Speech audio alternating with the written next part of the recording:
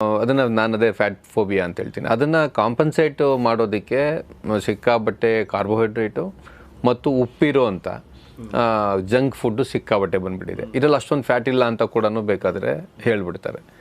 ಆದರೆ ಆ ಕಾರ್ಬೋಹೈಡ್ರೇಟ್ ಸಿಕ್ಕಾಬಟ್ಟೆ ಸಮಸ್ಯೆ ಅಂತ ನಾವು ಹೇಳ್ತಾ ಇದ್ದೀವಿ. ಈ ಅವಧಿಯಲ್ಲಿ ಇನ್ನೊಂದು ಬಂದಿರುವಂಥದ್ದು ಸಿರಿಧಾನ್ಯದ್ದು. ಸೊ ಮಿಲೆಟ್ಸ್ ಏನು ನಾವು ಕರಿತೀವಿ, ಇದೆಲ್ಲವೂ ಕೂಡ ರಾಮಬಾಣ, ಎಲ್ಲಕ್ಕೂ ಕೂಡ ಮಿಲೆಟ್ಸ್ ರಾಮಬಾಣ ಅಂತ ಹೇಳುವವರು ಇದ್ದಾರೆ.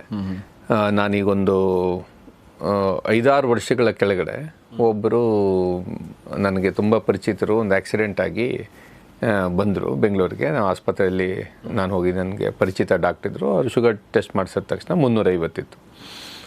ನಾನು ಅವ್ರನ್ನು ಕೇಳಿದೆ, ನಿಮ್ಗೆ ಡಯಾಬಿಟಿಸಿಗೆ ಮಾತ್ರೆ ತೊಗೊಳ್ತಿದ್ರಲ್ವ ಅಂತ. ಇಲ್ಲ, ನಾನು ಇಂಥ ಕಡೆಗೆ ಹೋದೆ, ಸಿರಿಧಾನ್ಯ ತಿನ್ನಿ ಎಲ್ಲ ಸರಿ ಹೋಗುತ್ತೆ ಅಂತ ಹೇಳಿದ್ರು. ಅವತ್ತಿಂದ ಮಾತ್ರೆ ಬಿಟ್ಬಿಟ್ಟೆ. ಸೊ ಈ ರೀತಿಯಲ್ಲಿ ಅವ್ರು ಹೇಳಿದ್ರು. ಅವ್ರು ಎಲ್ಲಿಂದ ಕೇಳಿದ್ರು ಏನು ಎಲ್ಲ ನಾನು ಕೇಳಿದೆ. ಅದೊಂದು ನಾವು ಎಲ್ಲರಿಗೂ ಸುಪ್ರಸಿದ್ಧವಾದಂಥ ಒಂದು ಮೂಲದಿಂದ ಅವರು ಅದನ್ನು ಕೇಳಿದರು. ಸೊ ಇದು ಒಂದು ಸಮಸ್ಯೆ. ಸಿರಿಧಾನ್ಯವನ್ನು ಪ್ರೊಜೆಕ್ಟ್ ಮಾಡ್ತಾ ಇರೋವಂಥ ರೀತಿ ಏನಿದೆ, ಸಿರಿಧಾನ್ಯದಲ್ಲಿ ತುಂಬ ಒಳ್ಳೆಯ ಅಂಶಗಳಿವೆ.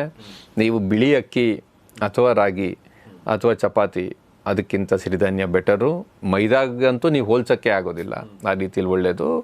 ಅದರಲ್ಲಿ ನಿಮಗೆ ಕಾರ್ಬೋಹೈಡ್ರೇಟ್ ಅಲ್ಲದೆ ಫೈಬರ್ ಇರುತ್ತೆ ಮತ್ತು ಬೇರೆ ಬೇರೆ ರೀತಿಯ ಮಿನರಲ್ಸು ಇವೆಲ್ಲ ಕೂಡ ಅದರಿಂದ ಸಿಗುತ್ತೆ. ಆದರೆ ಸಿರಿಧಾನ್ಯದ ಪ್ರಧಾನ ಕಾಂಪೊನೆಂಟ್ ಕೂಡ ಕಾರ್ಬೋಹೈಡ್ರೇಟ್. ಇದು ನಮ್ಗೆ ಗೊತ್ತಿರಬೇಕು. ನೀವು ಸಿರಿಧಾನ್ಯಕ್ಕೂ ಕಾಳಿಗೂ ಹೋಲಿಸಿದ್ರೆ ಕಾಳು ಬೆಟರ್.